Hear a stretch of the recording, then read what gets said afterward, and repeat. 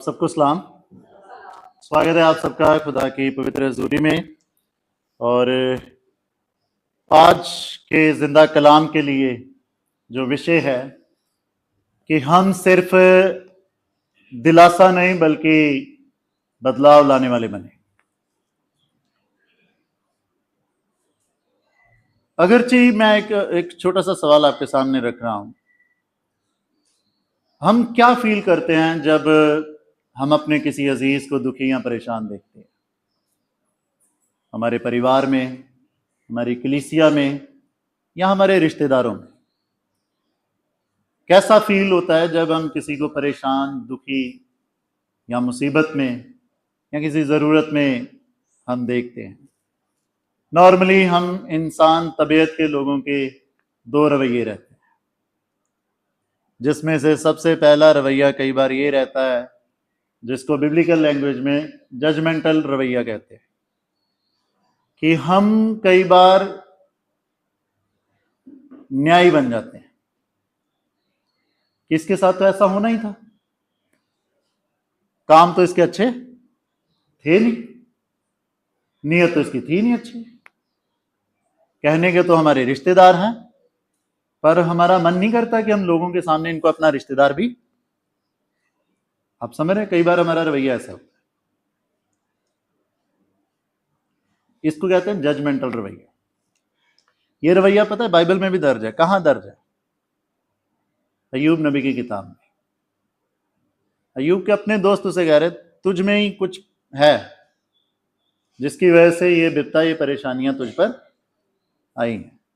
आप समझ रहे हैं? जब हम कई बार अपने लोगों को देखते हैं, कई बार हमारा भी ये रवैया रहता है। अच्छा, दूसरा रवैया होता है कि ठीक है, अब क्योंकि चर्च जाते हैं तो थोड़ा आत्मिक असर तो होता ही है दिलों पे, तो वो दूसरा रवैया है दिलासा देना।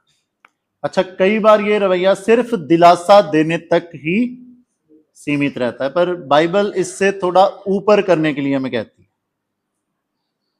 जो विषय मैंने आपके सामने रखा है कि सिर्फ दिलासा नहीं बल्कि बदलाव लाने वाले बनना है, बल्कि बदलाव लाने वाले बनना है।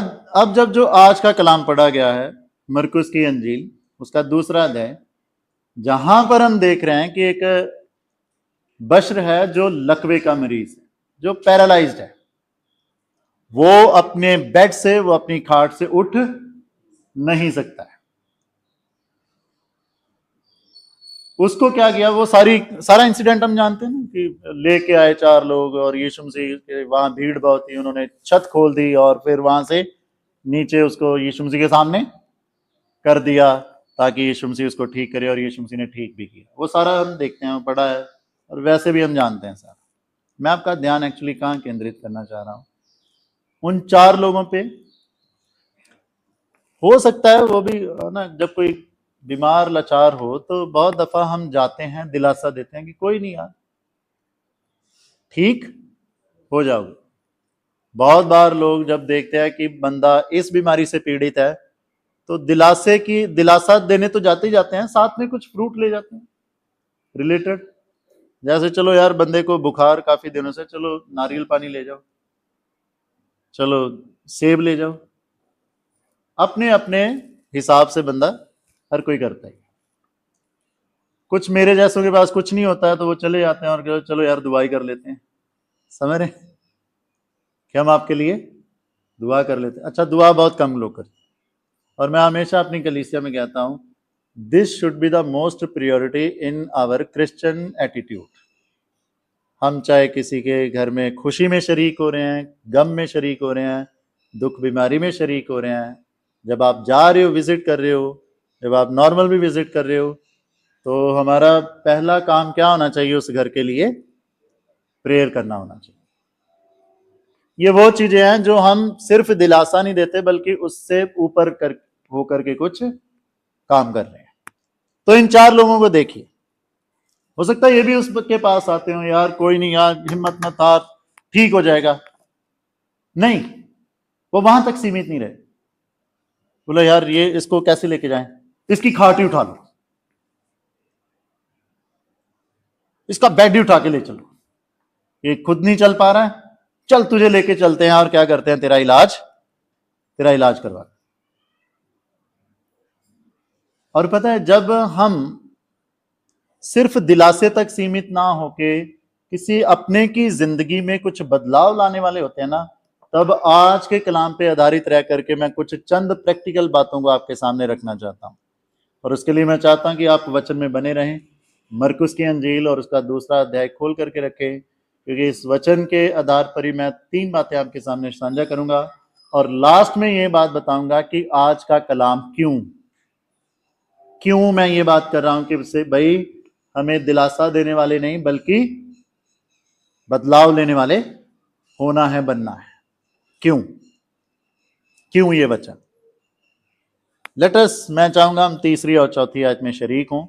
लिखा है, और लोग एक लकवे के रोगी को 4 मनुष्यों से उठवाकर उसके पास ले आए, परंतु जब वे भीड़ के कारण उसके निकट ना पहुंच सके तो उन्होंने उस छत को जिसके नीचे यीशु मसीह थे खोल दिया, और जब वे उसे उधेड़ चुके तो उस खाट को जिस पर लकवे का रोगी पड़ा था लटका दिया। सीधा यीशु मसीह के सामने क्या कर दिया? लटका दिया। सबसे पहली बात जो मैं आपके सामने मेरे अजीजों रखना चाहता हूं और ये है कि वो उस बीमार आदमी को यीशु मसीह के पास लेकर के गए।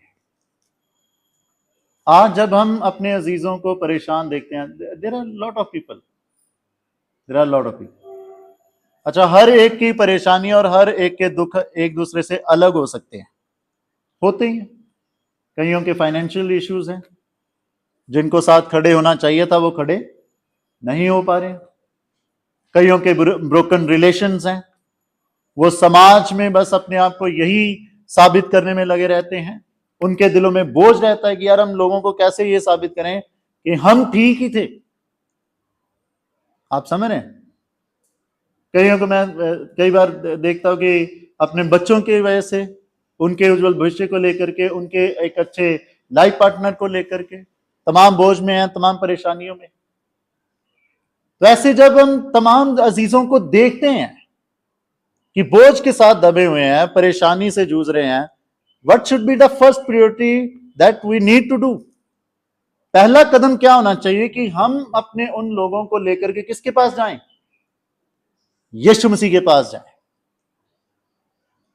हम उनको लेकर के कहां जाएं? यीशु मसीह के पास जाएं। आपको याद है, जब आप दूसरा राजा उसका 5वां अध्याय पढ़ोगे ना, वहां पर नमान कोड़ी की बात होती है।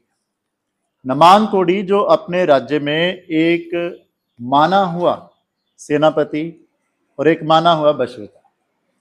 नमान कोड़ी जो था वो बहुत ही अच्छा और योद्धा शूरवीर था, पर एक दिक्कत थी कि उसको कोढ़ हो गया था। अब उसके घर में इज़राइल देश की एक छोटी बच्ची गुलाम थी। जब वो छोटी बच्ची गुलाम थी तो उसने देखा कि मेरा मालिक जो है वो क्या है? कोड़ी है। वो इस बीमारी से पीड़ित है, वो इस दुख से पीड़ित है, परेशान है। उसने क्या कहा? अगर मेरा मालिक कहां होता? शमरोन में या इज़राइल में होता और उस नबी के पास होता तो ये अपने कोढ़ से क्या हो जाता? चंगा हो जाता। मैंने जैसे वचन की शुरुआत में कहा था, जब हम अपने अजीजों को देखते हैं ना दुखी परेशान, तो हमारे नॉर्मली 2 रवैये रहते हैं। या तो हम न्यायी बन जाते हैं कि ठीक है, मर रहा है, मरना ही था, या फिर हमारा ये रवैया होता है कि हम उसको लेकर के किसके पास जाते हैं? यीशु मसीह के पास जाते हैं। और मैं मेरे अजीजों बहुत ही प्रैक्टिकल बात आपको के सामने ये रखना चाह रहा हूं, ध्यान से सुनिएगा। पता है, हम हमारे विचारों के साथ किसी के भी जीवन में कोई बदलाव नहीं ला सकते। मैं फिर से रिपीट करता हूं इस बात को। हम अपने विचारों के साथ किसी के भी जीवन में कोई बदलाव नहीं ला सकते। लोगों की जिंदगियां सिर्फ यीशु मसीह के नाम में ही बदलती हैं। आमीन। चाहे वो हमारे बच्चे हैं, चाहे वो हमारे घर के कोई भी अजीज है, चाहे हमारे रिश्तेदार हैं, कोई भी दुखी, कोई भी परेशान, कोई भी लाचार, कोई भी जरूरतमंद अजीज है, जिंदगियां बदलती हैं जब हम यीशु मसीह की बातें उनके साथ करते हैं। आप समझ रहे हैं? ये छोटी बच्ची ने खुदा के उस बशर की बात करी जिसमें खुदा का आत्मा था, और खुदा का भी आत्मा ऐसे नॉर्मल नहीं, वो उस नबी की बात करी थी जिसने अपने एलिया नबी से क्या मांगा था, पता क्या मांगा था? कि जितना मसा तुझ पर है उसका डबल मुझ पे। खुदा के उस बंदे की बात कर रही है, खुदा के उस मसा की बात कर रही है। इसलिए मेरे अजीजों, मैं बहुत दफा कहता हूं, हम चाहते हैं कि हमारे बच्चों पर, हमारे परिवार पर, हमारे खानदान पर, हमारे अपनों पर हमारी बातों का असर हो। वो असर नहीं होगा कब तक? जब तक आप खुदावंद यीशु मसीह को साथ लेकर के नहीं जाएंगे। तो हमें जब आप अपने किसी भी अजीज को परेशान या दुखी देखते हैं, सिर्फ दिलासा नहीं बल्कि बदलाव लाना चाहते हैं, तो सबसे पहला जो बात है, सबसे पहली जो बात है, सबसे पहला जो कदम है, वो ये उठाना है कि हम अपने उन अजीजों को, उनके दुख को, उनकी बातों को किसके पास लेके जाएं? यीशु मसीह के पास लेके जाएं, अपने खुदा के पास लेके। हमारी बातें नहीं बल्कि यीशु मसीह की बातें बदलाव लेके आती। और मैं यहाँ पर कुछ प्रैक्टिकल चीजें आपके सामने रखना चाहता हूँ। हम अपनी कलीसिया में ही, अपने अजीजों में किसी को भी ऐसे देखते हैं, जब हम जाते हैं ना, देखते हैं कि वो परेशान है, उनका हाथ पकड़ो, उनका हाथ पकड़ो, उन्हें दिलासा दो और उनके लिए दुआ करो, और उनके लिए दुआ करो। मैं और भी चीजें देख रहा हूं, हम और भी चीजें कर सकते हैं। दूर हैं, रिश्तेदार हैं, नहीं जा सकते हैं, टाइम नहीं है, और भी बहुत सारे काम है। फोन करें उनके साथ बात करें, उनको सुने, और हो सके तो फोन पे प्रेयर करें। कुछ ऐसी बातें खुदा के कलाम की उनके साथ साझा करें जो उनको तसल्ली देने वाली। मैं एक बात यहां पर कहना चाहता हूं, आपको और मुझे नहीं पता है कि खुदा किस रीति से किस बंदे को किसकी जिंदगी के लिए इस्तेमाल कर रहे हैं। आपने जो खुदा का कलाम दिलासा देने के लिए किसके लिए भेजा है, हो सकता है शायद वो बहुत सारे भेजते हो, पर हो सकता है वही उसने पढ़ लिया और उसकी जिंदगी में एक अच्छा असर आ गया। आपको पता है, ये बात मैं ऐसे नहीं बोल रहा। जॉन वेस्ली जिन्होंने मेथोडिस्ट चर्च की स्थापना की, उनकी जिंदगी ऐसे ही बदली थी। वो जा रहे थे बस, उनके कानों में ये आवाज गई, और जो आवाज खुदा के कलाम की गई उनके कानों में, उसी एक बात ने उनके दिल को खुदा की सच्ची शांति से, तसल्ली से और एक आग से भर दिया, जो आग बुझी नहीं। और जो आत्मिक आग ऐसी उनके दिल में लगी कि आज हम देख सकते हैं कि लगभग हर देश में मेथोडिस्ट चर्च पाया जाता है। खुदा की बातों को, खुदा के कलाम को हल्के मन मत कीजिए, और कोशिश करें, अगर आप उनके यहाँ विजिट भी कर सकते हैं, विजिट करें, अपनी गवाहियां दें, उनको तसल्ली दें, उनको समझाएं, उनके साथ बातचीत करें। दिस इज समथिंग कि हम करते हैं। जब इन लोगों को पता चला, इन लोगों ने यीशु मसीह के बारे में सुना होगा कि है कोई बशरी जो अंधों को भी क्या कर रहा है, ठीक कर रहा है, जो लंगड़े भी चला रहा है, जो 5,000 से कितने ज्यादा लोग थे उनको 5 रोटियां और 2 मछलियों से तृप्त कर दिया, जिसने पता नहीं, वो औरत थी जो 12 साल से पीड़ित थी, उसने महज उसके है ना कपड़े को ही छुआ और क्या हो गई, वो ठीक हो गई। वो 38 साल का बीमार और लाचार और मांदा पड़ा हुआ, जिसके घर वालों ने उसको छोड़ दिया था, उसको भी क्या किया है, यीशु मसीह नाम का कोई बशर है जिसके द्वारा क्या हो रहे हैं, लोग ठीक हो रहे हैं। तो हम इसको किसके पास लेके जाएंगे? उसी के पास लेके जाएंगे, ये भी वहां पर चंगाई पाएगा। हम सिर्फ तुझे दिलासा नहीं देंगे, यार तू नहीं चल सकता है, चल तेरी खाट ही उठा के ले जाएंगे। अच्छा, वहां पर भी जाके देखा, नहीं जा पा रहे अंदर, तो क्या किया? जो पॉसिबल चीजें हो सकती थी वो सारी उन्होंने करी। जब हम कुछ बदलाव लाना चाहते हैं ना अपने लोगों की जिंदगी के लिए, हमें पता होता है हम इनको कहां पर लेके जा रहे हैं। यीशु मसीह राह, हक और सच्चाई और जीवन है, उसके बिना जीवन नहीं है। हर तरह की शांति, तसल्ली उसी के पास है। तो हम क्यों शर्मा रहे हैं? सिर्फ बातों में नहीं, आओ अपने उन अजीजों को हम यीशु मसीह के पास लेके चलें। दूसरी बात, जो मैं यहां पे नोटिस करा था, इन्होंने जब ये लेकर के गए यीशु मसीह के पास, वहां पर देखा भीड़ है, तो इन्होंने क्या किया, छत पे गए, छत खोल दी और उस बंदे को यीशु मसीह के सामने लटका दिया। आप इमेजिन करिए इन सारी बातों को। मैंने जैसे अभी थोड़ी देर पहले कहा, जब ये छत पे लेके गए होंगे उस बंदे को, मान लीजिए उस समय यीशु मसीह वहां से निकल जाते, कितनी स्पीड से इन्होंने काम किया होगा। मेरे कहने का मतलब, मैं जहां पर आपका ध्यान केंद्रित कर रहा हूं, ये है कि इन्होंने देरी नहीं की, इन्होंने देरी नहीं की। जैसे ही पता चला कि इधर है यीशु मसीह, और वो उनको उसको लेकर के वहां गए, जैसे ही देखा कि पॉसिबल नहीं है कि हम अपने इस बंदे को यीशु मसीह के सामने लेके जाएं क्योंकि भीड़ बहुत थी, इन्होंने क्या किया, जो हो सकता था वो किया, देरी नहीं की, इन्होंने किया। अच्छा, आज कई बार हम ना वेट करते रहते हैं, नहीं अभी मंडे आएगा, मंडे से हम शुरू करेंगे, प्रॉपर सिस्टमेटिक तरीके से शुरू करेंगे। नहीं अभी तो 6 महीने हो गए, अभी नया साल आएगा ना, फिर नए साल से, अच्छा तब तक हम 6 महीने रुके रहेंगे। और ऐसे न जाने पता नहीं कितनी बार मैं आपको दो एग्जाम्पल देना चाहता हूँ। सबसे पहले एग्जाम्पल बाइबल में से देना चाहता हूँ, फिर एग्जाम्पल मैं आपको दूंगा एक सेकुलर और एक जिंदा एग्जाम्पल। बाइबल में आपको पता है, जब अब्राहम को पता चला ना, जो 3 मेहमान अब्राहम के घर आए हुए थे, तो उन्होंने कहा, उन्होंने सोचा कि यार जो हम यहाँ पे करने आए हैं वो अब्राहम से क्यों छिपाएं। तो उन्होंने अब्राहम को बताया कि हम सदोम और अमोरा को क्या करने आए हैं, नाश करने आए हैं। राइट, सब जानते हैं इस कहानी को। अब्राहम ने क्या किया, अब्राहम को पता था कि सदोम और अमोरा में कौन है, मेरा भतीजा है और उसका पूरा परिवार है। तो अब्राहम ने देरी नहीं की, उसने उसी वक्त क्या करना शुरू किया, प्रेयर करनी शुरू करी। अगर वहां 50 हुए तो क्या तू नाश कर देगा, बोले नहीं। और कहां तक लेके आया, 5 तक।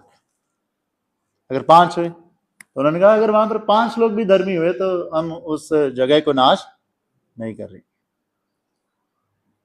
क्या हम दुआ करते हैं ऐसे, क्या हम दुआ करते हैं, खुदा रहम कर इस बंदे पे, हो सकता है ये जिंदगी तेरी तरफ बदल जाए। उसने देरी नहीं की। हम अपने चीजों में बिजी रहते हैं। और मैं अब एक सेकुलर एग्जांपल, हमारे कॉलेज में हमारा एक सेमिनार चल रहा था, first aid day seminar. First aid समझते हैं, प्राथमिक उपचार या सहायता ना, ऐसे कहते हैं, प्राथमिक उपचार मतलब हॉस्पिटल लेके जाने से पहले का जो उपचार रहता है उसको ही कहते हैं फर्स्ट एड ना। हाँ, उसको ही कहते हैं फर्स्ट एड। तो ये सेमिनार था कि भाई अगर आपके घर में सांप घुस आया, तो उसने काट लिया, तो आपको क्या क्या करना है, हॉस्पिटल लेके जाने से पहले पहले आपको क्या क्या करना होता है। मान लीजिए कोई बच्चा गिर गया, उसके गले में कुछ खाते खाते फंस गया है, तो फर्स्ट एड आपको क्या करना है। मान लीजिए हार्ट अटैक आ रहा है, हार्ट अटैक के ये साइन होते हैं, आपको क्या करना है। इससे पहले कि आप एकदम तो हॉस्पिटल नहीं ले जाओगे, उससे पहले क्या क्या करना है। वहां पर एक स्पेशल एक बात बताई जा रही थी इंटरनल ब्लीडिंग के बारे में। हम सब जानते हैं इंटरनल ब्लीडिंग ना, यहाँ पर हैं काफी अजीज हमारे मेडिकल रिलेटेड। उसमें क्या होता है कि कोई ऐसी चोट लग जाती है जो बाहर खून नहीं आता है, पर अंदर ही अंदर इंटरनल ब्लीडिंग हो जाती है, और उसकी वजह से क्या होता है कि क्लॉट्स बन जाते हैं, और वो बड़ी दर्दनाक मौत का कारण बन जाता है बहुत दफा। जब इस चीज को बता रहे थे कि भाई कैसे होती है इंटरनल ब्लीडिंग, कैसे चांसेस रहते हैं इंटरनल ब्लीडिंग के, और हमें कैसे देखना है, कैसे उपचार करना है, इतने में हमारे साथ एक पासवान बन रहे थे अजीज, वो ऊंची ऊंची रोने लगे। उन्होंने कहा, सबने पूछा कि भाई क्या हुआ, उसको चुप कराया, और उनको जब चुप कराया उनसे पूछा कि क्या हो गया, आप अचानक से क्यों रोने लगे। बोला यही चीजों का अगर मुझे पहले पता होता तो शायद मैं अपने बाप को बचा लेता। बोले क्या हुआ? बोले एक बार हम बाइक से जा रहे थे तो माइनर से एक्सीडेंट हुआ और हमारे पास हमने सिलेंडर पकड़ा होता ना, गैस सिलेंडर पीछे, और माइनर एक्सीडेंट हुआ तो सिलेंडर जो था वो उनकी छाती पे गिर गया। तो ठीक था, थोड़ा बहुत दर्द हुआ तो बाद में ये ठीक ठीक थे, पर बाद में अब मुझे समझ में आ रहा है क्योंकि 3-4 दिन बाद अचानक से उनकी मौत हो गई। 2-3 दिन बाद, 3-4 दिन बाद अचानक से उनकी मौत हो गई। बोले अब मुझे समझ में आ रहा है कि उस प्रेशर की वजह से कहीं ना कहीं कुछ ऐसी चीज हुई हो सकती है जो हमें आज तक समझ में नहीं आ रहा था कि ऐसे कैसे अचानक। आप बात को समझ रहे हैं? कई बार हमारी देरियां हमें पछतावे के रूप में फिर बाद में सामने आती कि तब हमें देरी करनी नहीं चाहिए। और मैं यहां पर यह कहना चाहता हूं, जब आप अपने परिवार के किसी भी अजीज को ऐसे परेशान दुखी देखते हो, परिवार सबसे पहले है, उनके लिए देरियां नहीं, उनके लिए देरियां। जैसे इन्होंने देरी नहीं की, हमें भी देरी नहीं करनी है। अपने अजीजों को खुदा के सामने लेकर के जाना है और उनके लिए दुआ करनी है, जैसे अब्राहम ने देरी नहीं की और लूत और उसके परिवार को बचाया। नेक्स्ट चीज जो मैं आपके सामने रखना चाहता हूं, हम 11 और 12 आयत पढ़ेंगे। यहां पर लिखा है, मैं तुझसे कहता हूं उठ, अपनी खाट उठाकर अपने घर चला जा। वह उठा और तुरंत खाट उठाकर सबके सामने से निकलकर चला गया। इस पर सब चकित हुए और परमेश्वर की बड़ाई करके कहने लगे, हमने ऐसा कभी नहीं देखा, हमने ऐसा कभी नहीं देखा। यहां पर एक चीज जहां पर मैं आपका ध्यान केंद्रित करना चाहता हूं, बीमार बंदे को लेके आए कौन लोग? 4 लोग। खाट उठा के कौन लेके जा रहा है? खाट उठा के कौन लेके जा रहा है? जो बंदा उस पे लेटा हुआ था, बीमार था। ठीक है, कभी देखा है कोई अजीज हमारा बीमार पड़ा हो, हम हॉस्पिटल में गए हैं, उसके कपड़े लेके गए हैं, कभी देखा है जब वो ठीक होके आ रहा है अपनी फाइलें उसने खुद पकड़ी हुई हैं, अपने जो उसके कपड़े हैं, कई बार बिस्तर भी लेके जाना पड़ता है, चादरें भी लेके जानी पड़ती हैं, कुछ ऐसी चीजें लेके जाना। कभी देखा है वो बंदा बीमार जो ठीक होके आ रहा है हॉस्पिटल से, वो खुद लेके आ रहा है? नहीं, बल्कि जो साथ होते हैं वो हम पकड़े, हम पकड़े, क्योंकि पता था घर में लोग और भी वेट कर रहे हैं। और जस्ट टू इमेजिन कि, मतलब मैं बोल नहीं रहा हूं ऐसे कि ऐसे लोग करते हैं ऐसे, बट कि लोगों को पता चलना चाहिए कि यार हम थे साथ, समझ रहे? हम थे, ये बंदा बीमार था, वहां थे। आप समझ रहे? इन 4 बंदों ने ये कोशिश नहीं करी कि यार हम खाट उठा के तेरी लेके जाएंगे, तू आगे आगे चल। पता चलना चाहिए लोगों का कि जब तो बीमार था तेरे साथ कौन थे? जब तेरे कोई अपने साथ नहीं थे, कौन थे तेरे साथ? आप मेरी बात को समझ रहे हैं? जो लोगों की जिंदगी में बदलाव लाने वाले होते हैं ना, वो क्रेडिट नहीं लेते, वो दिखावा नहीं करते। उन्होंने कहा यार तू ठीक हो, यार तू ही उठा अपनी खाट, तेरी गवाही तू ही, तेरी गवाही तू ही दे। आज पता है मसीहियत में ज्यादा दिखावा होगा, और जब हम दिखावे वाला दिलासा करते हैं ना, वो लोग पता है किन लोगों के जैसे होते हैं? वो उन लोगों के जैसे होते हैं जो स्टैंड पे खड़ी साइकिल को ना पैडल से चला रहे हैं। साइकिल स्टैंड पे खड़ी हुई है और उसको पैडल से चला रहे हैं, चला रहे हैं, चला रहे हैं, वो चल रही है पर पहुंचेगी कहीं भी नहीं। आप समझ रहे हैं? If we do in with such attitude, आप समझ रहे हैं मेरी बात को? मैं समझ रहा, काम तो कर रहे हैं पर वो किसी फल तक पहुंचेगा नहीं, वो किसी फल तक नहीं पहुंचेगा। अब मैं लास्ट कर रहा हूं, आज के कलाम को रैप अप कर रहा हूं।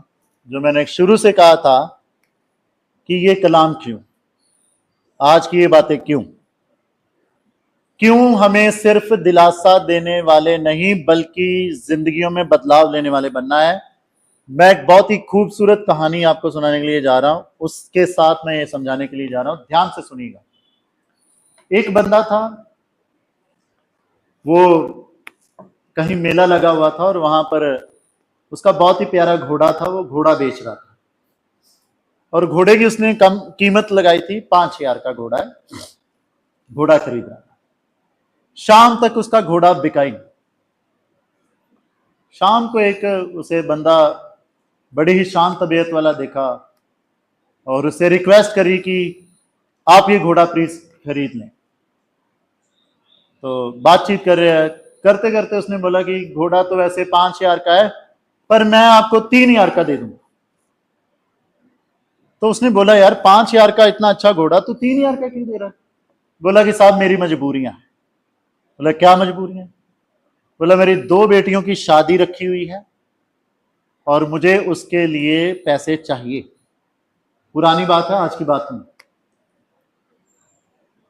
तो बोला ठीक है। बोला पर मैं ये तेरा घोड़ा जो तू मुझे 3,000 का दे रहा है, मैं 3,000 का नहीं लूंगा, मैं 5,000 का ही लूंगा क्योंकि मेरी भी मजबूरी है। मतलब समझ में नहीं आया। आप मैं मेरा जो चीज है मैं 3,000 की देने के लिए तैयार हूं, आई एम रेडी। तो आप 5,000 की क्यों खरीदना चाहते हो भाई? जो चीज आपको 3,000 की मिल रही है वो 5,000 की क्यों खरीदना चाहते हो आप? बोले कि मेरी भी मजबूरी है। ऐसी कौन सी मजबूरी है भाई तुम्हारी? मेरी तो मजबूरी है कि मेरी बेटियों की शादी है, उसके लिए आपकी कौन सी मजबूरी है? बोला कि मेरी मजबूरी ये है कि मेरे रब ने मुझे ये सिखाया है कि किसी का सामान खरीद लेना पर किसी की मजबूरी मत खरीदना। आप समझ रहे हो? समझे? पूरे कलाम का सेंस समझ गए? अब आप सिर्फ दिलासा देने वाले नहीं बल्कि लोगों की जिंदगियों में चेंज लाने वाले क्यों बनना है? क्योंकि हमारे रब ने यह हमें सिखाया है। क्या? जो आज की रिस्पॉन्सिव रीडिंग पढ़ी हमने, कि अगर तुम कहते हो ना कि तुम्हारा यकीन, तुम्हारा ईमान पहाड़ों को हटा देने वाला है और तुम्हारे अंदर मोहब्बत नहीं है, तो तुम क्या हो? तुम ठनठनाते और झंझनाती। समझ गए? और ये सारी बातें पहला ग्रंथ उसका 13 अध्याय में लिखी है।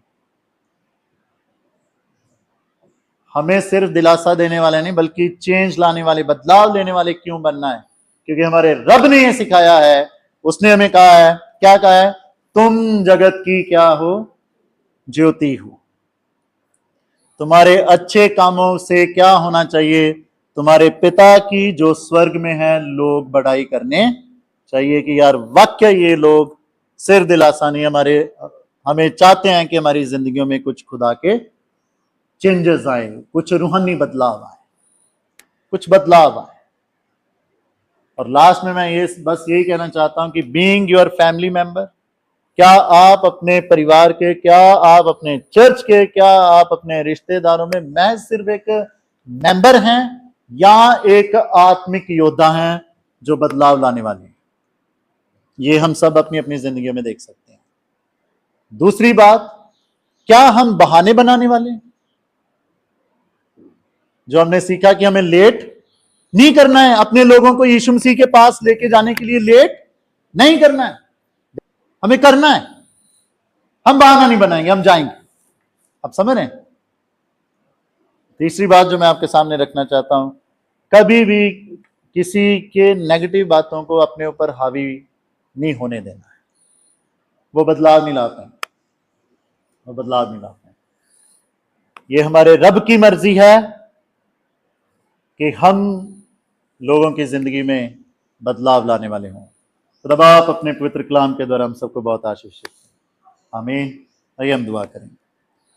पिता परमेश्वर जी, हम आपका धन्यवाद देना चाहते हैं आज की अच्छी बातचीत के लिए जो आपके कलाम में से आपने हम पर जाहिर करी। ये आपकी बरकत है हम मसीही लोगों के साथ प्रभु जी, कि हम सिर्फ दिलासा देने वाले नहीं हैं बल्कि लोगों की जिंदगियों में बदलाव लाने वाले। सीखी गई बातें जो आज आपके कलाम में से सीखी हैं प्रभु जी, इनके मुताबिक अपनी जिंदगी में आगे बढ़ने का रहम हमें देना। हिम्मत हमें देना, हमें बल दे, आगे बढ़ें, आपके नाम को ऊंचा उठाएं।